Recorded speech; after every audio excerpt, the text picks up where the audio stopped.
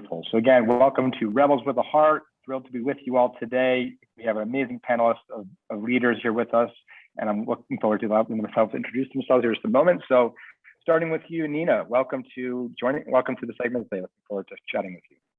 Thank you so much, Derek. Hello, everyone. My name is Nina Woodard. I am a lecturer faculty at the University of Arizona Global Campus, which used to be Ashford University. I teach all the HR classes for them. And I have a 35-year banking career that preceded my becoming faculty, and also a 15-year consulting career that was between those two. I was responsible for launching the first office for Society for Human Resource Management outside the US. And I opened that office in India in 2006 for them, and was later able to turn it over to an Indian team who have been running it successfully ever since. I have a management technique that I call omnipotent management, which I forgot to mention earlier, which is the power of the people, right? The omnipotent power of people, human potential and power. That's what I use in my consulting business with my clients too. So I'm very pleased to be a part of this conversation. Thank you, Derek. Thanks for being here with us, Nina. And we will go over to Heather. Welcome, Heather, to this segment today. Hi, everybody. I'm Heather Halliburton. I am currently down in Florida, so I really live in Indianapolis, where I work in the automotive industry. I've had a career in HR and marketing, largely in healthcare, but in a few different industries. So currently working in the challenges of automotive.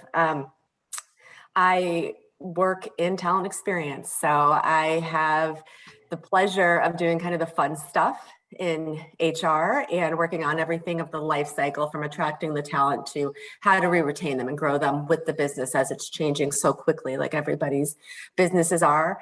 You know, really, I've tried to get out of HR and go into marketing, but I keep coming back because it's really fun to take that kind of psychology of the mindset of marketing and use it for the most powerful tool a company has, right? Which is its people. And so I really enjoy that. On the side of that, I'm also a mom and a wife and all the things, and that's who I'm down here in Florida with. So in addition to that, my family, we have a business that was inspired by my daughter, who's 10, and we run a sleepover company called Wonderland Sleepovers, where we set up magical themed teepees for kids on the weekends to celebrate their special occasions. And we have a fun time doing that as a family as well. That's me. Amazing. Welcome, Heather. Thanks for joining us. And we'll go to you, Debbie. Thank you as well for joining us. Thanks, Derek. Hello, everyone. My name is Debbi Lannon-Smith. I am the head of HR for FastMed Urgent Care. So this is an interesting time to have your first foray into healthcare be in the midst of a pandemic. Most of my previous experience in HR has been in the semiconductor industry globally, and along with a few other industries as well. But I am finding that right now, innovation is critical. We have to do things differently to survive this pandemic, and have to come up with some new and interesting ideas to get things rolling, because change is what we've got going, and I don't think that's going to stop. There is so much we're going to explore today in that conversation, Debbie, so thank you. So, and again, I'm Derek Lundsten, President and CEO of LifeGuides and host of the Rebel series, and we're a platform that connects people who are going through experiences in their life with people who have been through that same experience. They can receive peer support, mentorship, and guidance, and ultimately live happier, healthier lives and support their companies and create happier, healthier communities. So, and personally, I have the privilege of having a new baby just a week ago. So I'm a dad again for the third time. So thank you. And so it's been really fun over the last week getting to know our new son, and it's a pleasure to be with all of you. So jumping into our questions here in our conversation, and any of you can take this. I always like to ask, what's been the single biggest personal lesson or surprise that you may have found over the last year and a half? What is the pandemic and all the associated change taught you, or what have you found to be a gift from this experience? That's a really great question. Heather, were you going to go? Nope, go. You go ahead. Okay. I was just going to say how important it is to be a self-advocate, right? You really do need to be able to speak up for yourself in this time frame. And there were lots of employees who were not able to do that.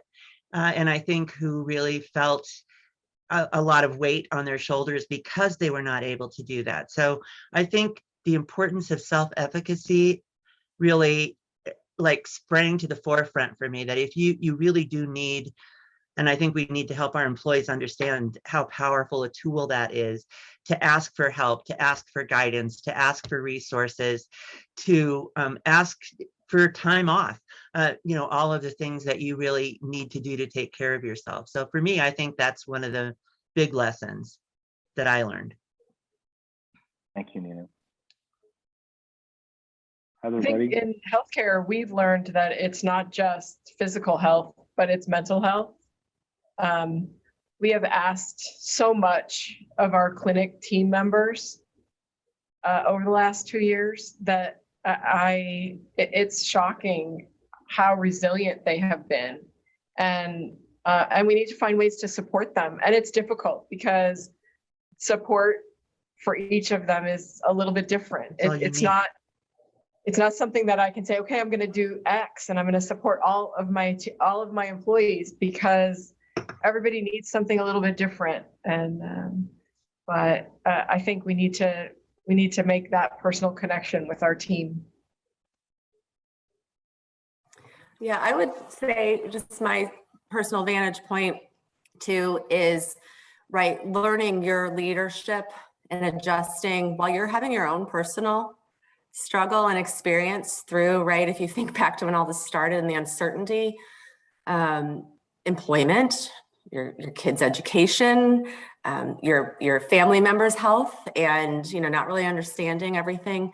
So I think it is really heightened the level of empathy I think that people have identified that they need, and kind of the human understanding. So much has gone crazy where it doesn't feel like we have a lot of human understanding going on a lot of days.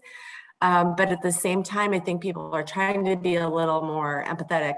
And of course, going back to the leadership end, the kind of creative connectivity as we work to this adjusting through our computers and learning that remote work without allowing people to feel disconnected, right? Along that retention gain. And how do I make sure that you are okay and I'm okay and we're getting the work done so that the company's okay and here for us at the end too. So I think a few of those things are what I took away from all of it.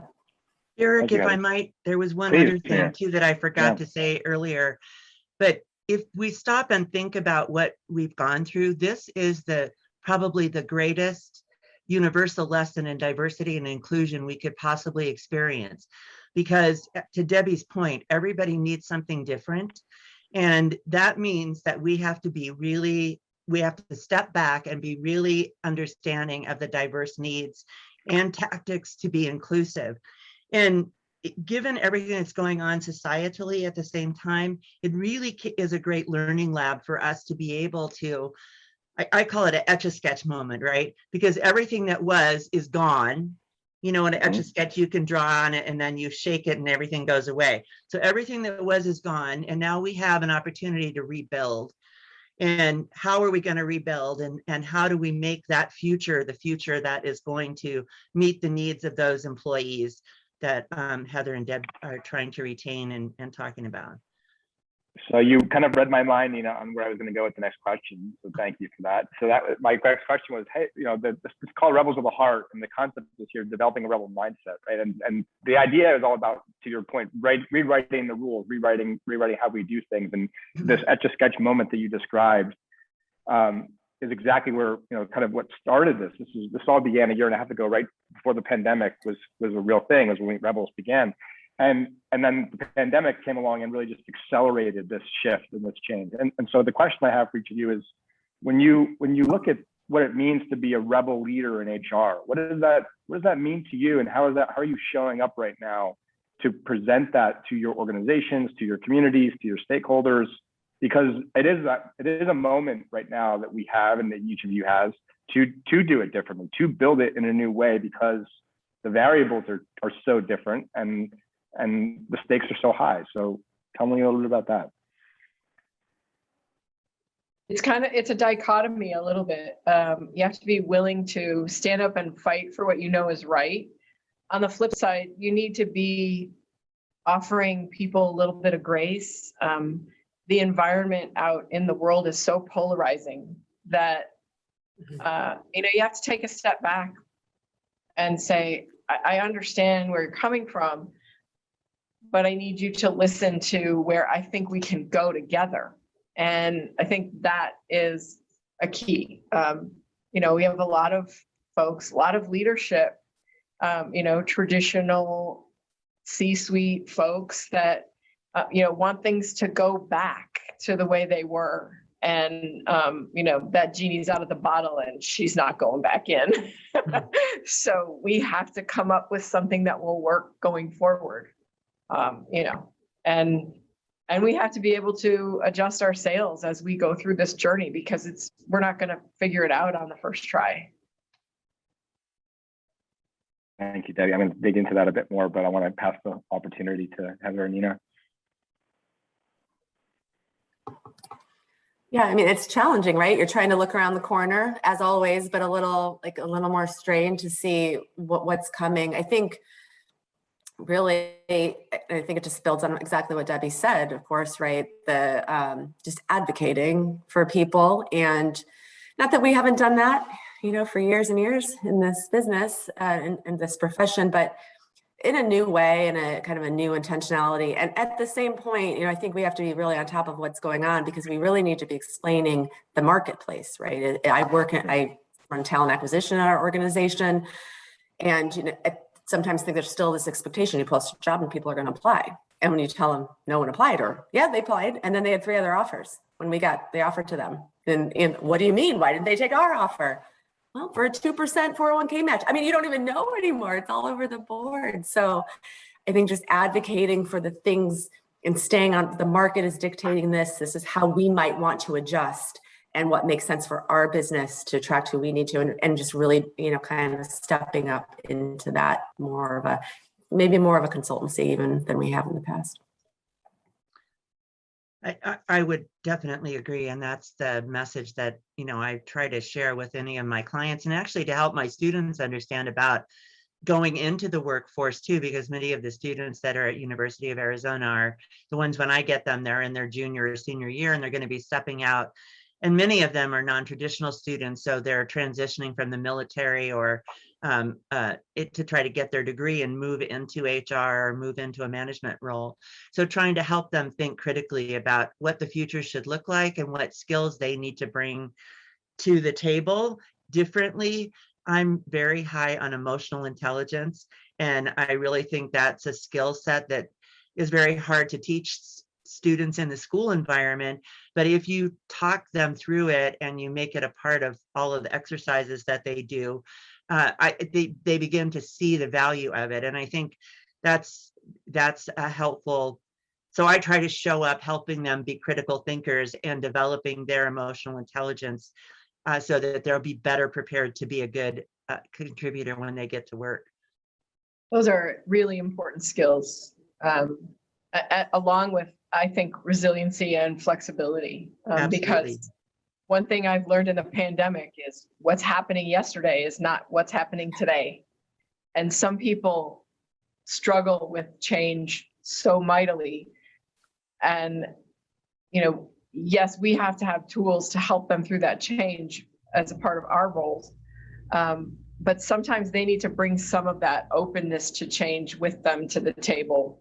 And that's, those are skills that are learned through emotional intelligence and resiliency that need to be schooled into them early on.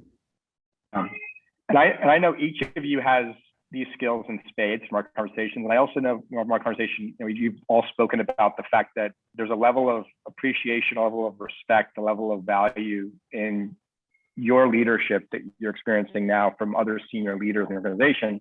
And at the same time, you kind of gave voice to this, Heather, there's still the challenge of people that that don't understand at the level of this is happening, or that, to your point, Debbie, they want to go back to the way it was. And so a practical level, how are you influencing these senior executives to move forward into the new and not and recreate and rebuild that. Nina, I'm sure you have thoughts on this too with your perspective on the different organizations you're supporting. So any one of you are welcome to chime in on this. Well, for me, it's about giving them the data that they need to make better choices. You know, whether it's about vaccine mandates or in-office work rules, I need to be telling them, hey, this is a new time, and we have excellent employees that have been working excellently remotely. And yes, we can require them to be back in the office, but then will we be retaining them, and will they be happy? And on the flip side, from a company perspective, I bring up things like, okay, I have this employee, and now they have to spend 2 hours, an hour and a half to 2 hours every day commuting. That if they were working from home those days, I would get that time. I would get that productivity, which means the company gets that productivity. So when you put things into perspective from that, you know, a different way to look at things, many leaders are open to that, or they wouldn't have gotten to where they're at. It's, you know, I understand it's a fight between, I want all these employees to work in these offices because I'm paying these leases, or do I need to say, I can get away with not paying these leases because these employees are rock stars from home. You know, I know you can give away office space for 3 cents on the square foot today, but you know, it's something we need to think about. You know, instead of justifying the expense of the office, let's justify the happiness of our employees. Obviously, in healthcare, the employees that work in the clinic don't have these opportunities. So it's only a portion of our workforce, which again, is a dichotomy that we have to live with. But, you know, again, if you don't want to work in a clinic, you know, you don't want to be a provider, you might want to be an accountant. So those are things that are personal choices for people. And we have had many people that have left healthcare altogether because of the pandemic. And I understand that. And on the flip side, I mean, it's a horrible situation that the pandemic has put us in. I've lost 3 employees to this disease. And that makes me sad. It makes me angry. It makes me think of new ways I can protect my employees from this disease that doesn't seem to be going away. We're going to have to learn how to live with it one way or another. Sorry to hear that, Debbie. Yeah, there's so much there to unpack. So that is really the sad reality of it, that there are really, the environment is really very, very difficult and really ambiguous. I mean, we have no idea. Yeah. And even the science is not very helpful at this point because it's still exploring what all the opportunities are. You know, I just ditto what Deb said, but I think the thing for HR to remember is there's always a business case for taking care of your people. You can always bottom line that in some way, shape, or form. The cost of turnover, the lost productivity that happens when you're trying to fill a position, and to Heather's point, when it takes you 6 months to fill a position instead of 3. I mean, all of those things can be bottom lined, and that's what the C-suite really appreciates. And as a member of the C-suite team, if you bring that data to the table, they have data to make a better decision, which is what Debbie's point was. And that I think is the way that HR can help organizations really realize the full potential of their people. Got to speak their language. Yeah. Yeah, I think too, the data is everything now, right? I mean, we have it. Right? Maybe we didn't used to have as much. We have more in the HR profession, and you can really beg, steal, and borrow from what peers are doing and learn how to pull information that's really useful. And then I think asking, you know, the kind of executive committee, right? The C-suite, what's the risk tolerance, right? Like, here are the facts. Here's what's happening from experience or observation in the marketplace. here are some options. What is the risk tolerance we have as an organization? If we Debbie mentioned this, you know, and we're starting a little bit down this path in anticipation of law, you know, what's the risk of asking people to identify if they're vaccinated or to require it, you know, whatever along that whole spectrum is. And when we do that, or when we ask, what are we willing to risk? You know, for people quitting, people leaving, what are we willing to risk to say these jobs that have been performed very well remotely have to come back in an office, you know, because we're paying money for it or whatever the reason is. What do you want to do in a market like this? And I think pointing that out and not having a, you know, stake in it or like I dictate we must do this, but kind of these are the things you need to think about, and then, you know, supporting the decision from there, of course, is HR's role. But I do think that risk is really important. Yeah, and to that point, how are you managing this massive shift towards personalization support of benefits, of resources, of policies, right? And how is that affecting how you and the executive team are planning differently, right? That planning for so many different potential ways that this could unfold. How is it changing that relationship between, you know, people leadership and business leadership?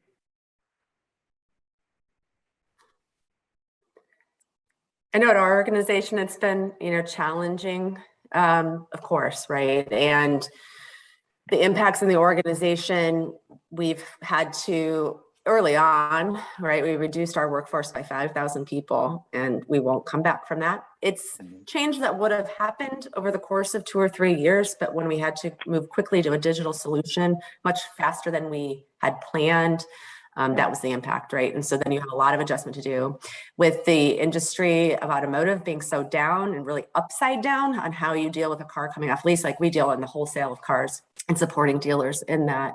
Without cars out there, without people, you know, having cars repossessed, even, you know, little basic things like that, that we deal in that world, it changes your ability to reward people for their performance too, right? So you mentioned benefits, Derek, right? I think about comp and like, here's your incentive package and something that used to be pretty appealing at the org, and then you have to rethink going to the board, we're publicly traded, right? And saying, how do we reward people when our numbers are so far out of whack, and let's rethink that. And because it goes to your value proposition in a lot of ways, and how long can people sustain flexing on that? So it's challenging. I don't know that I have a solution for it, but you do have to, you know, keep advocating, as we mentioned before. Well, Thank you. I think flexibility is key. Yeah, you know, we're all trying different solutions, and we find things that work, and we keep doing those until they don't work. Because just because it works today doesn't mean it's going to work in 3 months. You know, we're listening to our employees, and we're trying to react from the information that we're getting. Some of it's not fast enough. And again, it comes back to, you know, coming from a place of heart. We're trying to do the best we can. We're trying to make the best changes that we can within the bounds of our business, our financial limitations, et cetera, to look at things that are going to be critical for the success of our business. And you know, it's really difficult. I got an email today. We have a Monday start date for all of our people because we need to have some level of order when it comes to starting folks. Someone saying, you know, we need to rethink that. And I'm like, okay, we need to come up with a plan to rethink that. But what's going to work for everyone is, you know, there's not going to be a perfect solution. So we are going to have to come up with some alternatives. Maybe that means that the first day, Monday, is, you know, not in the clinics, and that's their orientation day. How are we going to do that? What does that look like? Those are different things that we're going to have to come up with for solutions.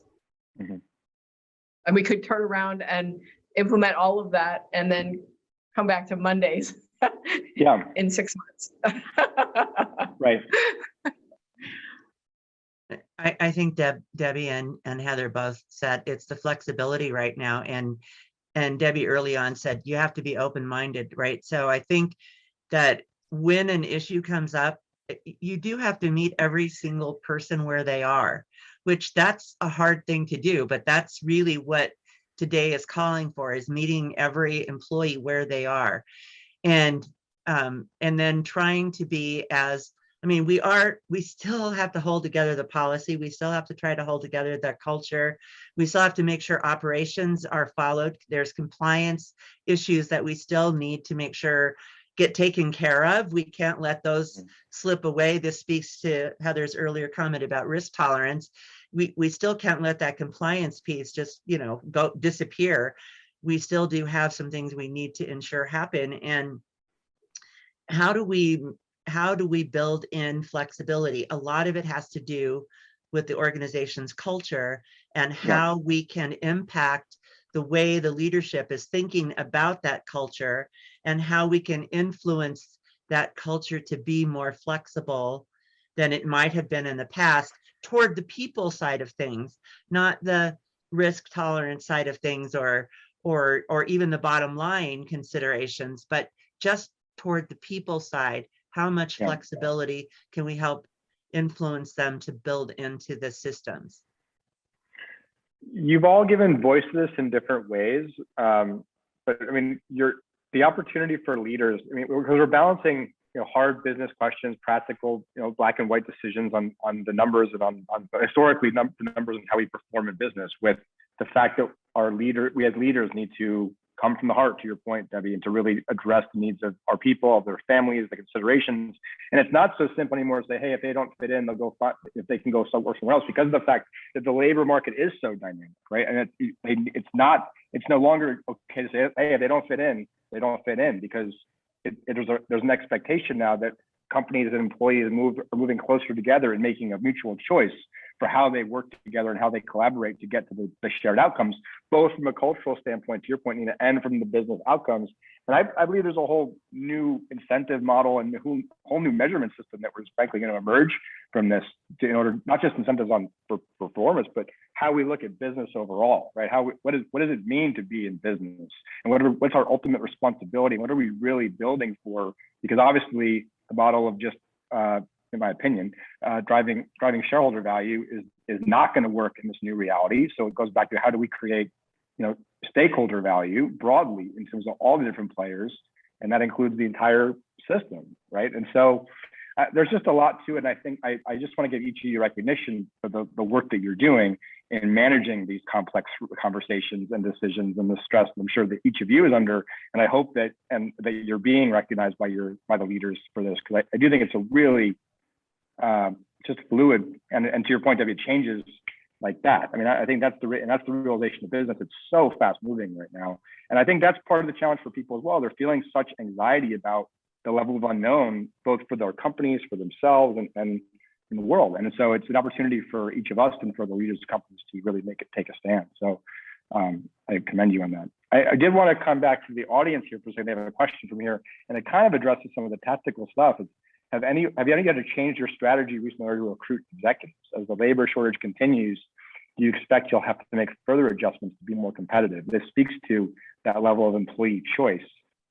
How are you managing that right now? We just had an acquisition that doubled our size. So we have not had to deal with that because we've had redundancy at the executive level. But I fully expect once we get fully transitioned together as an organization, that we will be facing this like Q1, Q2 of next year, because those things are going to begin to come back around and change our current situation.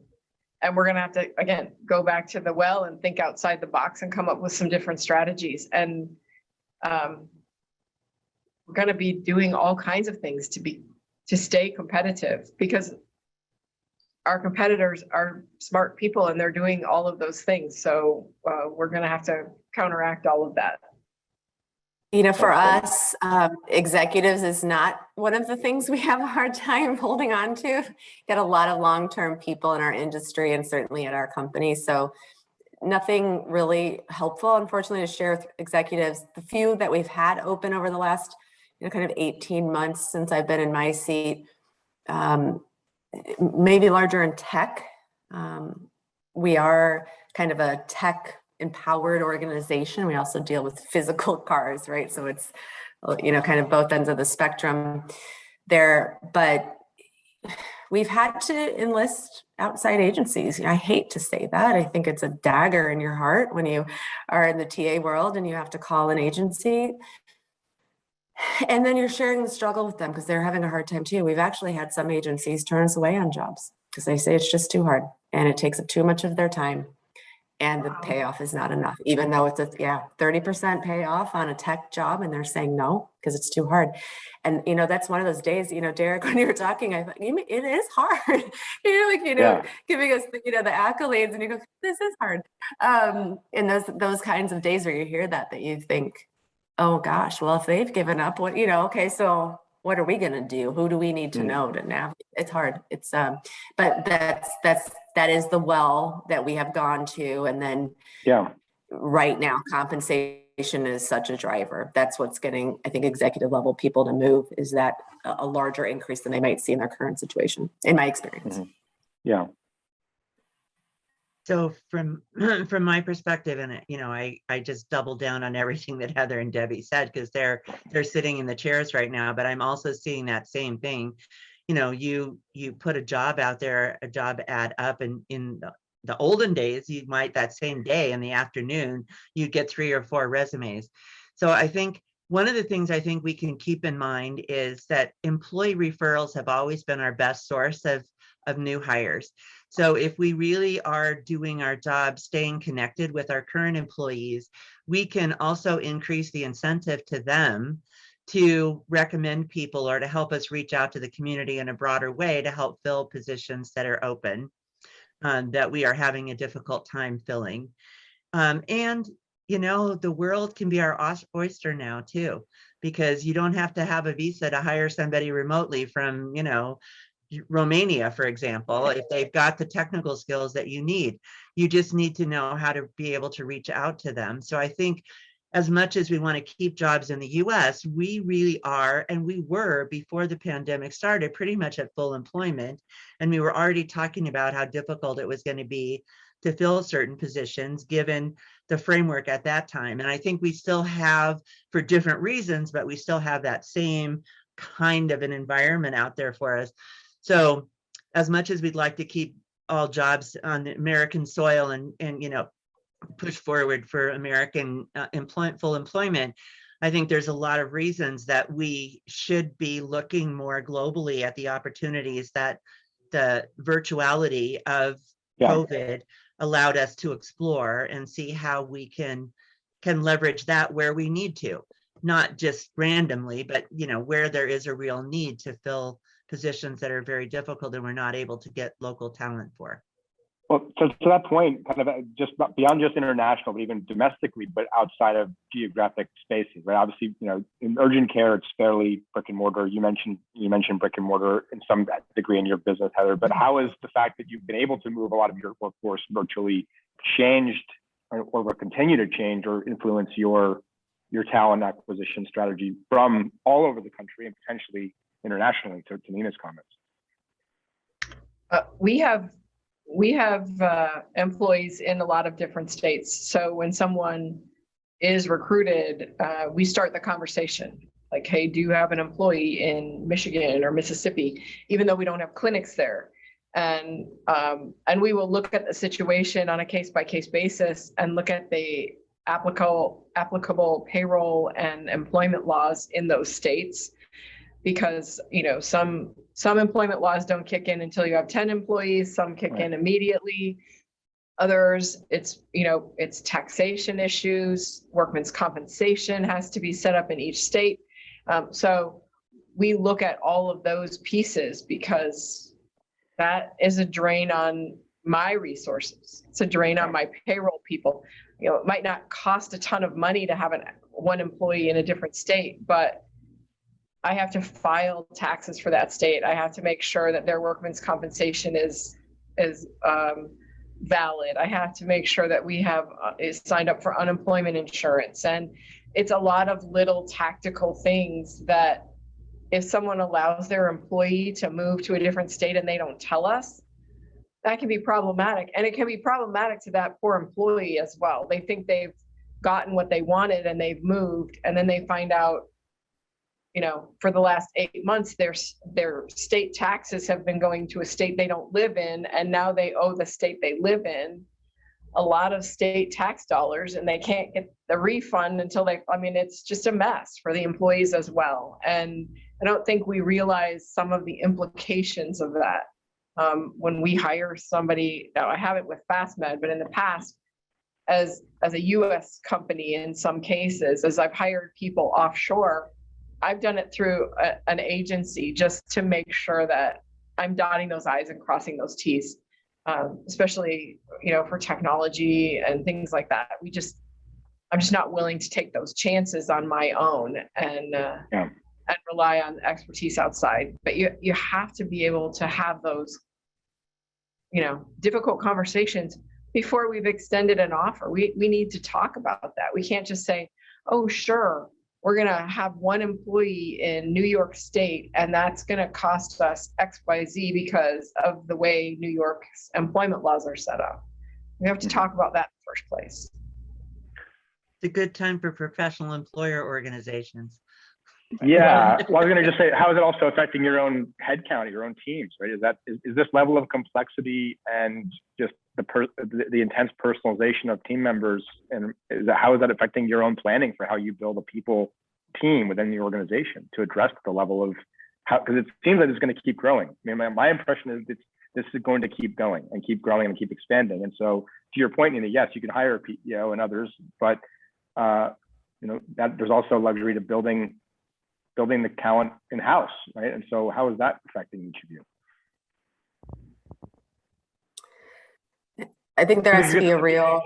Seems like you get something to go into HR, is my opinion. Yeah, right? Specific to HR. You know, I think that I have had to get a little more mindful of, okay, where does the job need to sit and why, right? And I have team members in Canada, and you know, you think, oh, the world's open, but if you have a Canadian doing US work or a US employee doing Canadian work, there's, you know, back to Debbi, so you got some issues. And we had a lot of people, Debbi, you know, not a lot, but seems like a lot, right? That moved states because they thought, I can go anywhere. And you're like, but taxes, you know, they still go, they still happen. So we had that same experience. But I think there is that thought that as the world, you know, gets smaller, you do have to rethink the allocation of work and what work really needs to be done in the business and what doesn't need to be done in the specific business. It can be leveraged from outside partnerships, a consultancy, which then does make that much more global, right? I think because you have to be more, how can we move swiftly? What is the team that I need to build? What are the core pieces of whatever aspect of HR I'm doing that need to be, to your point, Derek, like homegrown? And what are the parts that are just maybe more transactional that don't need to be super can be internal automated. And then they can be automated, right? They can be moved, they can be automated. And then that frees up your time to do more creative, fun stuff. But I do think in some ways, the remoteness and the ability to have people not all have to come into the office and make the commute does have HR even more intentionally thinking, okay, so what could I take out of this mix? You know, and it sounds kind of counterintuitive to think about what can I automate when we're talking about humans, but you can get into more creative, fun work if you take out the kind of tactical, mundane pieces of HR as well. Well, and one of the things, you know, in terms of the impact on HR, one of the things that, at least from my perspective, that I've always really focused on is that my managers should actually be their own HR people. And what I've always been trying to do is develop them to understand how to use the tools that come out of the HR department to really lead and interact and be that connector with their team members.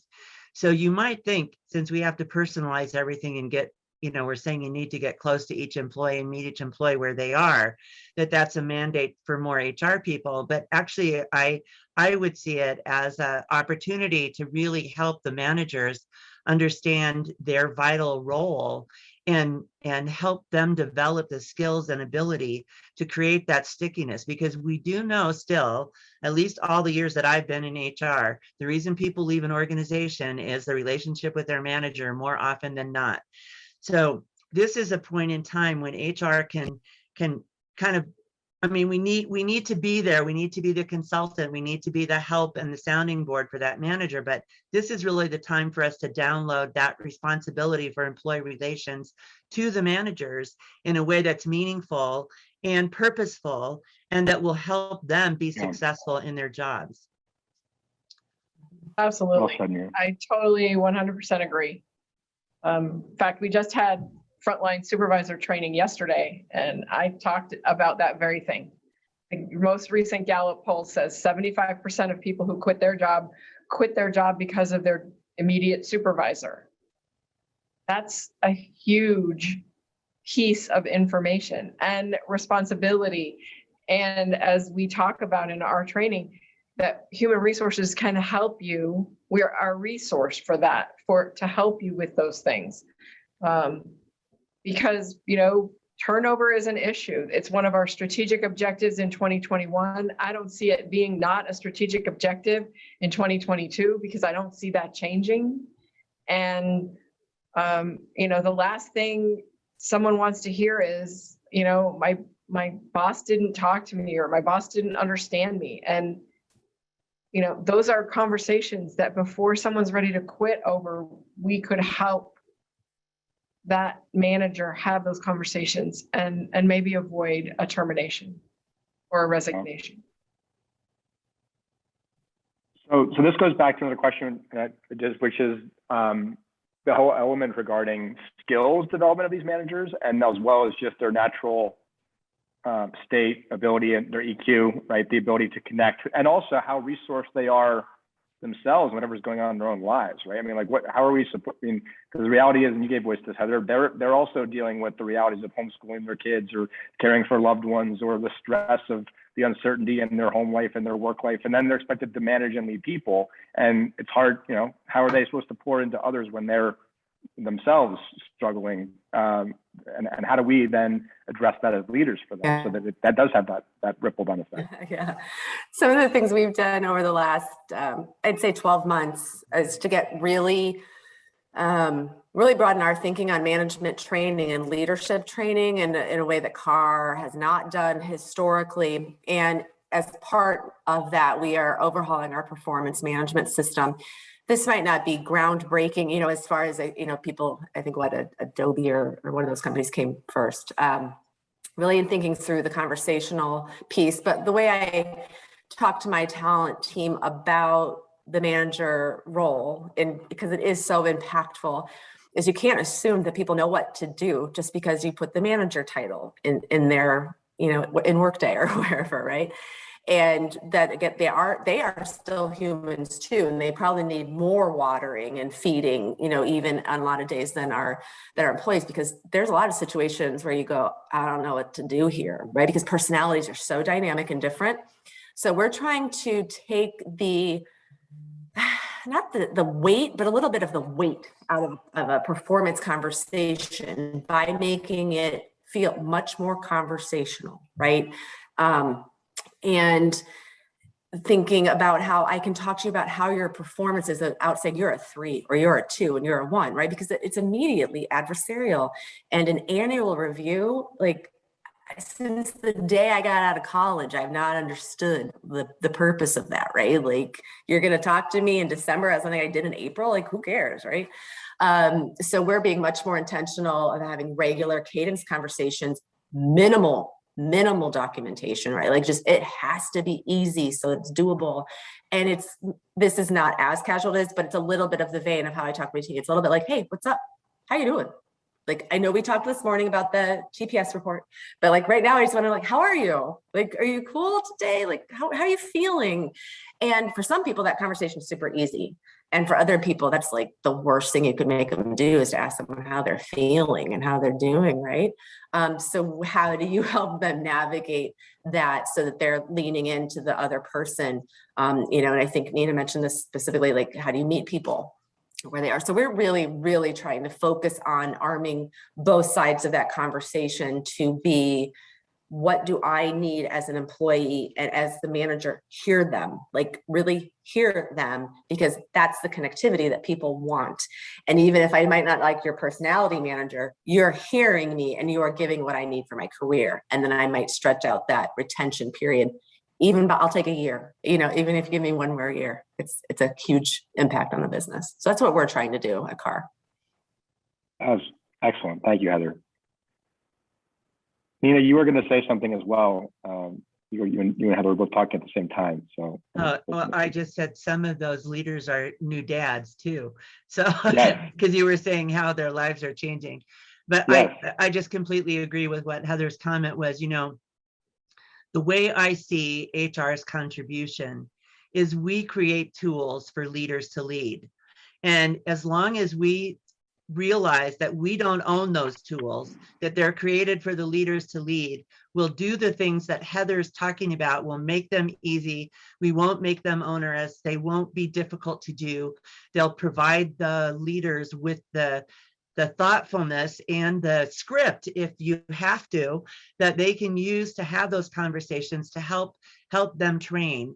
And our role is to be like the place where they can be themselves and be listened to, because they're not going to go to the CEO and talk to him because that makes them too vulnerable, but they can come to us and talk to us.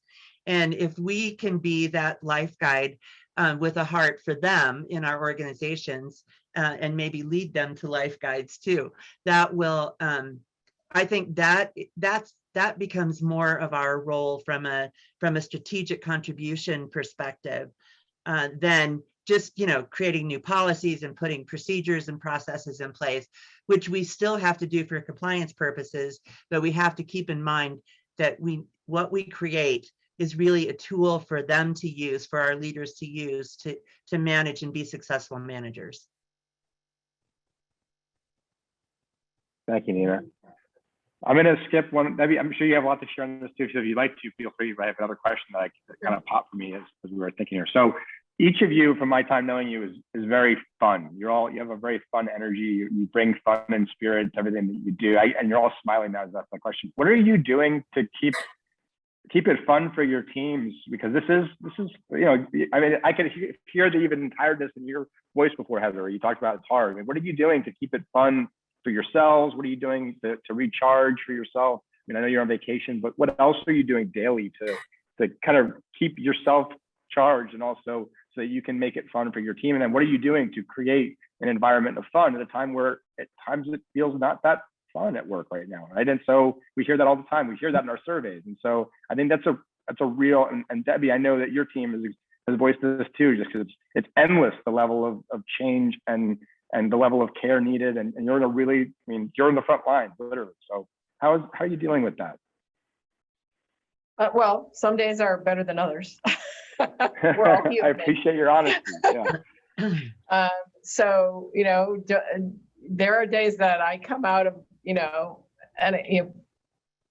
presenting ideas to the executive team, and I feel like I'm, been beaten up with a 2x4, but I'll go back in because I know my team is behind me and they have my back. So I'm lucky. I built this team. So I think that's something that I'm very grateful for, and they will go to the mat for what we need to do.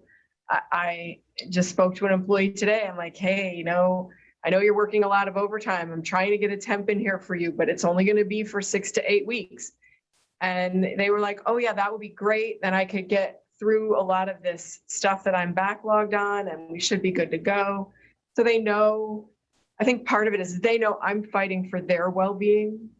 And, so I know that the next week when I'm gone on my vacation, because I'm going to follow Heather in that vein, that they'll take care of everything. And, that's a feeling of peace and grace that is worth way more than, an extra $100 in your paycheck or something else. So it's, when we say it's not all about the money, it's not.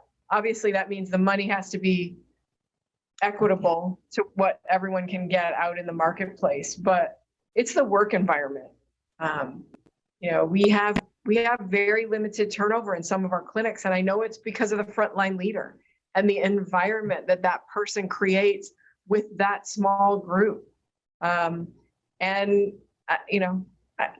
we had someone who resigned and they, wrote notes to everybody and their dog about how horrible it was. And we talked to the people in the clinic and they were like, no, it was only horrible because that person was making it horrible for everyone.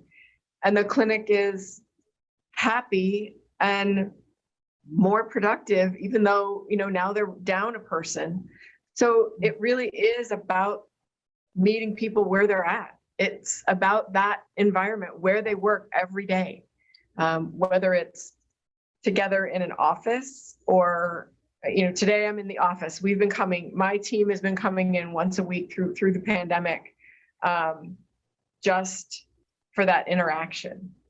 But we have people that aren't in Arizona, and so we meet them virtually, and it is going out there and doing that and creating that environment, whether it's virtual or in person or on the telephone or all three, which is preferable, because that's what builds the team. And that's the bond that makes, my team, if you put them all on paper, we couldn't be doing the things we're doing. But because we're a team, we can do so much more. Yeah. And that's priceless, to steal from a Visa commercial. Borrowing. Yeah. With my team, I manage, right or wrong, I lead through humor a lot. So I tend to hire and bring people around me that respond well to that and do the same. So we have fun that way and kind of keep it light. My boss is that way too. She's fantastic and like-minded, right? So empathy, she's going through it all too. So she provides a really safe space. I try to do the same for my team members too, and send a lot of gifts and Slack and all those kinds of fun things. But I would echo the two. I think what they really want is support. And so I try to block and tackle the best I can and be really visionary and set the direction for where we're going and be really realistic about the things that will hamper us or slow us down. And then how do you think through I always say, if you're going to run into the wall, then you just back up and you move down the wall a little bit. Right? Because there's going to be an opening. You don't just go away. And so we talk a lot about that. And I just try to lead from that seat. It's my natural kind of resilient standpoint. So I just try to feed that through there and say, we are going to get here. We are going to train all of our leaders. We will overhaul this management system in Workday, too, and work with our counterparts there. And it won't be, sunshine and roses, but it'll be worth it. And it'll have a major impact on the company, which will have a major impact on us, and then I just try to make it fun along the way, right? When you go, you just have to sometimes be like, I don't know what's going on, but let's just have a little release and, maybe eat a cookie or something. So I just try to, whatever it takes. So I just try to encourage people to take a break. And I love when people vent to me to try to provide a safe space for that too. I like to tell people, and I coach several HR professionals as well in their jobs, and I always tell them, just breathe, right? So when you get to that place where you're going like, just breathe. You just need to breathe and take a minute and, get yourself centered again. And I find it helpful also to always say, assume positive intent, right? So assume that the other person has positive intent. And if you can remember to do that when you're going, It really is helpful to frame the way forward from that point. So trying to keep that perspective in the conversation, I think, is also helpful to keeping respect in the way that you interact with each other, and not just responding from the urgency of the moment. And all the things that Debbi and Heather said are really important. I think we're gone from one size fits all. Let's have let's all meet for a pizza party kind of thing. I think, we used to do that, and that's how we used to solve it. And people would all talk and chat at the pizza party, and everything would be, let's go back to work. Well, those days are over. So we need that personal touch. They need to be listened to, like Heather was talking about and Debbi was talking about too. And we just need to help the people that are on our team and the people that we are supporting in the business to take that breath and to assume positive intent and try to move forward to a better and more collaborative outcome and results than making it a war. Well said. Well, with that thought, I'm just breathing and keeping it in perspective. Thank you all and each of you for your time and for sharing yourselves and your stories and your wisdom with us in the audience today. And again, I just admire your leadership and who you are as Rebel leaders and what you're doing to really, lead with people first and your organizations and the cultures. So, and as always, myself and the LifeGuides team are here for each and all of you. So thank you to our guests and our panelists, all of you. Hope you have a wonderful rest of your day. Enjoy your vacations, and we will talk with you soon. Thank you. Thank you so much. Thank you.